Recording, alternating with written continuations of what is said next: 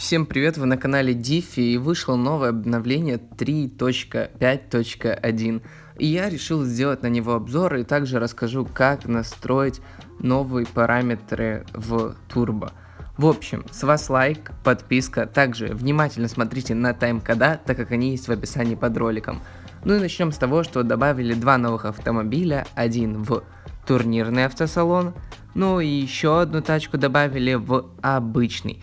Эти тачки нам уже полили в официальной группе ВКонтакте. Ну давайте начнем с турнирного. Наверное, все догадались, что это будет Opel Omega. Точнее, Opel Lotus Omega, который стоит 2000 турнирки. И у вас назрел вопрос, типа топ, не топ, что с тачкой делать? Ну, начнем с того, что это задний привод. Эта тачка имеет 222 лошадиные силы на тонну. Мощность двигателя 278 лошадок плюс 98 дают нам турбинки. Объем двигателя 3,6 литра, максимальные обороты 5700, зацеп 56, масса автомобиля тонна 690 кг, развесовка 39/61 и лобовое сопротивление 0,31. Лобовое сопротивление у данной тачки топ, но вес тачки, конечно, подкачал немножко. Да, объем больше, но если сравнивать с Audi Quattro 80, то движок, да, объемом он побольше у Lotus, но по количеству мощности он уступает, и также количество лошадиных сил на тонну. Точнее, даже не так. Количество мощности у движка чуть-чуть побольше, но на тонну меньше. То есть сделаем вывод того, что движок неплохой, да, он помощнее чуть-чуть. То есть для топа это будет топ-движок. Если вы хотите свапнуть в C-класс тачку, то теперь вам нужен будет движок с данного автомобиля, с Lotus. Но если вы хотите, чтобы попасть в обычный топ в стоке, то Opel не поедет. Как бы вес ему не позволит, привод не позволит и вообще количество лошадиных сил. Но попробовать заехать, конечно, на бустах можно. Дальше мы идем к тачке, которая находится в К-классе, и вы, наверное, уже поняли, что речь пойдет о Toyota Corolla 11 поколения. Давайте ее прямо сейчас купим и также сравним с ее конкурентом, это Hyundai Solaris. Для этого я сейчас куплю Hyundai еще и будем сравнивать. Для вас я этот моментик чуть-чуть ускорю, потому что, покупка занимает много времени. В общем, купил я и тот автомобиль, и тот, и давайте смотреть на характеристики. Ну, начнем с Короллы. Королла у нас переднеприводная, шестиступка, 110 лошадиных сил на тонну, мощность двигателя 140 лошадок, максимальные обороты 6800, объем двигателя 1,8, масса тонна 275 кг, развесовка 42/58 и лобовое сопротивление 0,27. Тачка мне очень понравилась. Если я Lotus могу поставить по 10-бальной шкале шестерку, то Королле могу поставить восьмерку. Она идеально прорисована. Могу сказать, что у нее топ-двиг для данного класса. Но она малооборотистая. Но это не минус ее, вообще не минус. У нее хорошее лобовое сопротивление. И давайте сделаем тестовый заезд. Пока могу еще отметить то, что будет она топом или нет. Да, движок это топ. Если раньше был топ-двиг от... забыл, как называется автомобиль, на монтаже вставлю обязательно, но если не забуду, то сейчас топовый движок будет именно от Короллы. Поедет ли она в топ в стоке? Могу сказать, что в топ на данном автомобиле заехать будет можно, но насколько вы там продержитесь, я не могу вас прям точно сказать, так как тачка потяжелее, но тут вроде бы она тяжелее, но и сопротивление у нее получше, чем и у Соляриса. Как бы есть свои плюсы и минусы.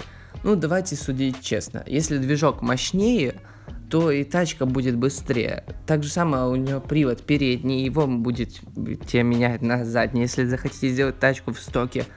И помимо того, что у нее мощнее движок, у нее и получше сопротивление.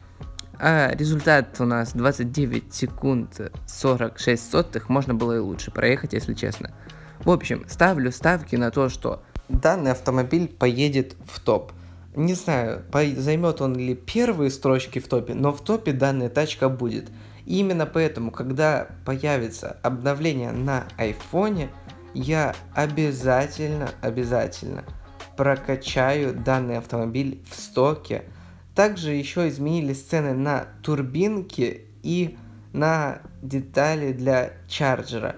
Я не знаю, как они правильно называются, потому буду называть их детали для чарджера. Да, цены выросли, но это не критически. Также добавился новый пункт, он называется так: регулировка наддува.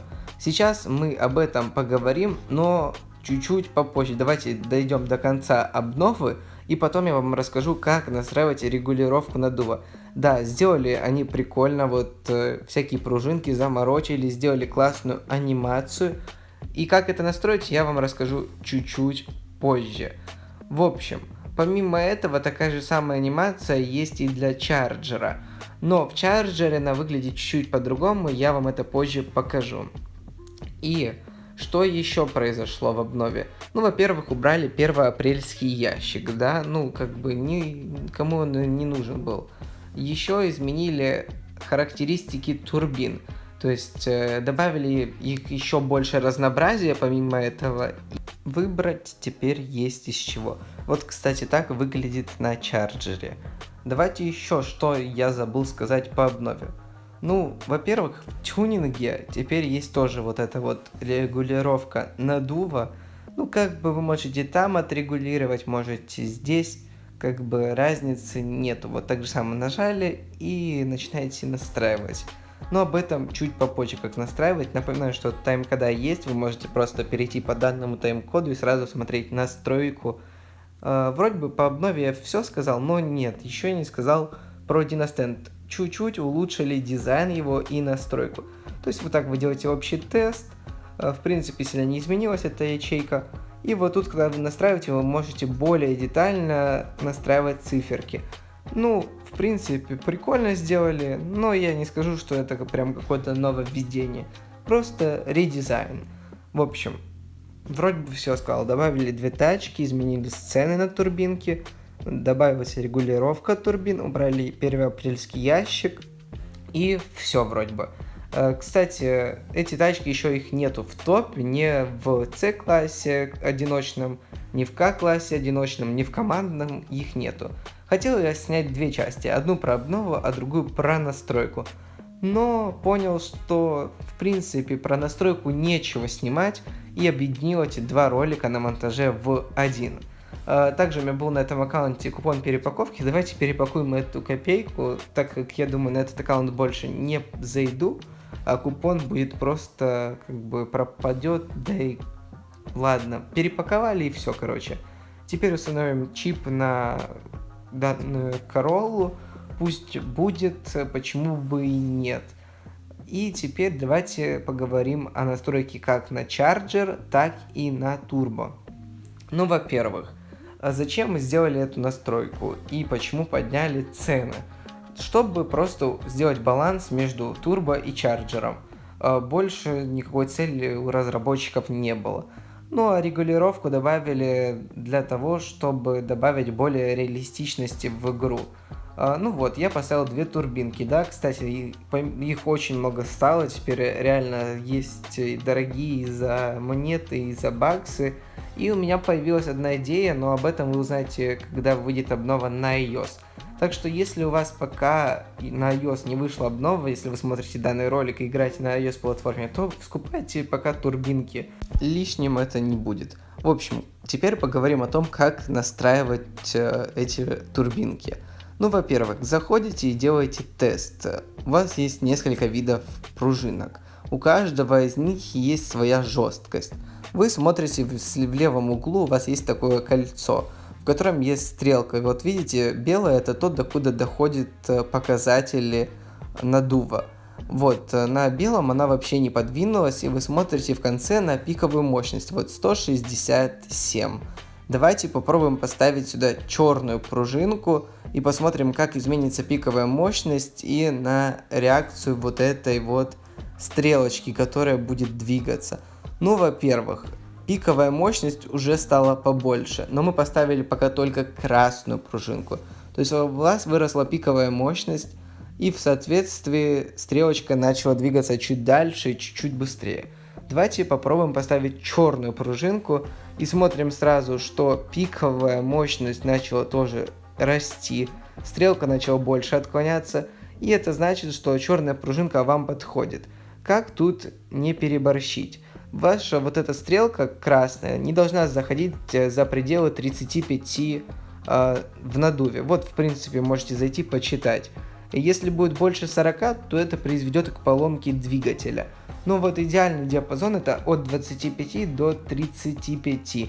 То есть вы нажимаете тест и ищете ту пружинку, в которой у вас вот эта красная стрелка будет доходить до вот этого вот диапазона.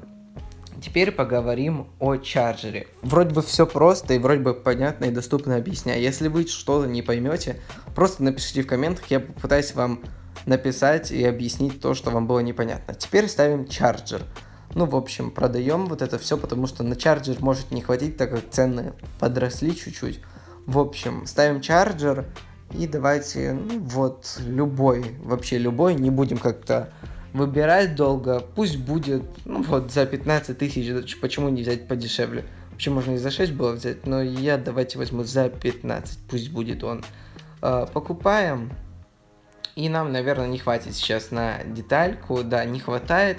Что мы сделаем? Мы сейчас что-то продадим, так как регулировка без данной детали у нас не получится.